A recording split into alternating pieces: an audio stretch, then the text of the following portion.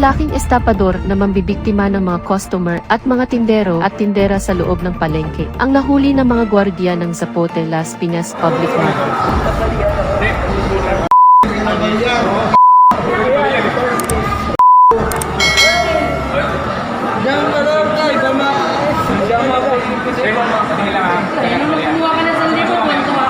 Kinilala ang suspect na si Alejandro De Jesus, Balingit, 58 years old, single at jobless. Nakatira sa Maliksi 3, Bacoor, Cavite.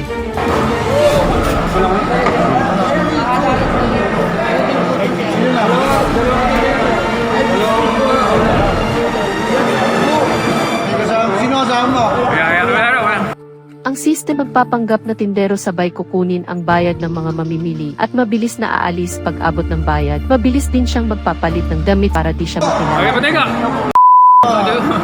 Ano ka talaga dito pag di ko maayos ang... May kasama yan kasi. Meron niya, mga Maayos ka lang po nyo! Wala ba?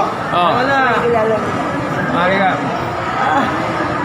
May kung ilang beses na siyang nagpabalik-balik at nakapanloko kung kaya't ilang araw na rin siyang binabantayan ng mga gwardiya sa tulong ng CCTV.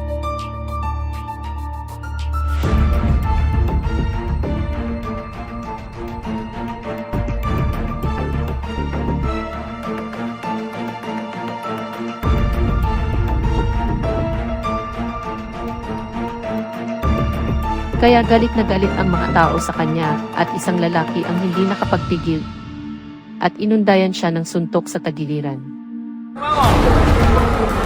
Pag nakita ka sa labas, mayaya, sige sa kaya ka lamang pa. Ano yan eh? Uy, sa Diyos! Huwag ka gagalaw! Ano ka rito? Ano ba nangyari sa'yo? Hindi ka marunong manupako! Huwag ka gagalaw! Tutuluyan ka yan! Tutuluyan ka! Tagal mo! Tagal! Amo na gila! Huwag mo sandalan!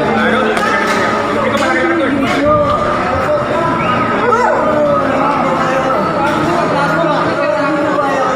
Ay, di mo kaya! Di kaya!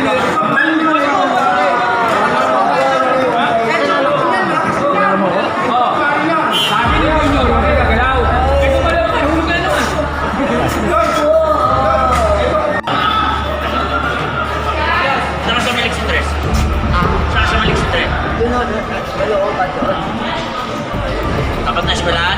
Pasalamat na lang ang lalaking ito dahil napigilan pa ng mga gwardiya ang mga taong galit at nabiktima niya bago siya na-turn over sa pulis. Sa ngayon nakakulong na ang suspect sa kasong swindling estafa Article 178 of the Revised Penal Code.